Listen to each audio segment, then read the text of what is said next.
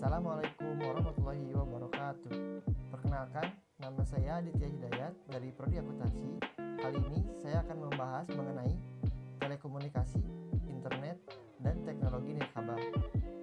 Telekomunikasi dan jaringan di dunia bisnis sekarang berbeda dengan dahulu, di mana dulu hanya menggunakan sistem pos atau sistem telepon dengan suara atau fax. Sedangkan sekarang kita sudah bisa menggunakan komputer, email, internet, telepon seluler, dan komputer yang sudah terintegrasi.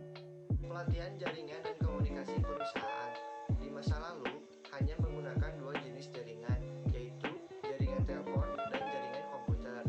Jaringan telepon secara historis menangani komunikasi suara dan jaringan komputer menangani lalu lintas data. Jaringan komputer telah diperluas untuk mencakup telepon dan layanan video terbatas. Semakin banyak suara, video, dan komunikasi data ini didasarkan pada teknologi internet. Baik jaringan komunikasi suara dan data juga menjadi lebih kuat, lebih cepat, lebih portable, lebih kecil dan mobile, dan lebih murah. Kemudian, apa itu jaringan komputer? Jaringan komputer merupakan jaringan telekomunikasi yang memungkinkan antar komputer untuk saling berkomunikasi dengan bertukar data. Tujuan dari jaringan komputer yaitu agar dapat mencapai tujuannya. Setiap bagian dari jaringan komputer dapat meminta dan memberikan layanan atau servis. Kemudian, pihak yang meminta atau menerima layanan disebut klien dan yang memberikan layanan disebut peladen atau server. Selanjutnya, jaringan komunikasi. Ada sinyal digital dan sinyal analog. Ada dua cara untuk mengkomunikasikan pesan dalam sebuah jaringan, baik menggunakan sinyal analog maupun sinyal digital. Sinyal analog diwakili oleh bentuk gelombang kontinu yang melewati media komunikasi dan telah digunakan untuk komunikasi suara.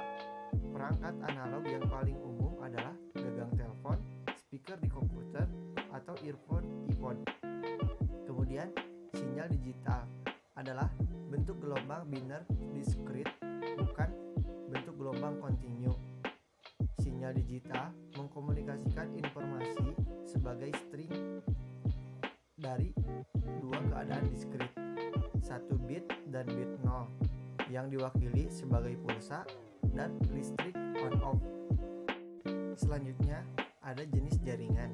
Yang pertama, LAN atau Local Area Network. Yang kedua, Metropolitan Area Network. Yang ketiga, Wide Area Network. Yang keempat, WLAN atau Wireless Local Area Network. Dan yang kelima, ada PAN atau Personal Area Network. Kemudian, ada media transmisi fisik. Jaringan menggunakan berbagai jenis media transmisi fisik, termasuk kabel twisted, kabel koaksial, serat optik, dan media transmisi nirkabel. Masing-masing memiliki kelebihan dan keterbatasan. Berbagai kecepatan dimungkinkan untuk media tertentu tergantung pada konfigurasi perangkat lunak dan perangkat keras. Selanjutnya yaitu internet. Internet adalah suatu jenis jaringan komunikasi yang memiliki fungsi untuk menghubungkan antara suatu media elektronik dengan media elektronik yang lain dengan cepat dan tepat. Dan internet juga telah menjadi sistem komunikasi publik paling luas di dunia yang sekarang menyaingi sistem telepon global dalam cakupan dan jangkauan. Selanjutnya ada istilah internet global. Yang pertama, VPN atau Virtual Private Network, yaitu jaringan pribadi yang aman dan terenkripsi yang telah dikonfigurasi dalam jaringan publik untuk memanfaatkan skala ekonomi dan fasilitas pengelolaan jaringan besar seperti internet. Yang kedua, ada web. Adalah layanan yang paling populer. Ini adalah sistem dengan standar yang diterima secara universal untuk menyimpan, mengambil, memformat, dan menampilkan informasi menggunakan arsitektur klien atau server. Yang ketiga, ada web 2.0. Hari ini tidak hanya berisi konten statis, mereka memungkinkan orang berkolaborasi, berbagi informasi, dan layanan dan konten baru secara online. Yang keempat, ada web 3.0 adalah janji web pada masa depan, di mana semua informasi digital ini, semua kontak ini dapat ditenun menjadi satu pengalaman yang berarti. Terkadang ini disebut sebagai semantik web, semantik yang mengacu pada makna. Kemudian selanjutnya ada nama domain sistem yang sering digunakan. Yang pertama ada .com atau komersial organisasi bisnis. Yang kedua ada .education atau lembaga pendidikan. Yang ketiga ada .gov atau badan pemerintahan Amerika Serikat. Yang keempat ada .mil atau Amerika Serikat Militer.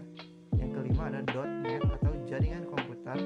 Yang keenam ada .org atau organisasi nirlaba dan yayasan. Yang ketujuh ada .biz atau perusahaan bisnis. Yang kedelapan ada .info atau penyedia informasi. Sekian penjelasan dari saya. Terima kasih banyak atas perhatiannya.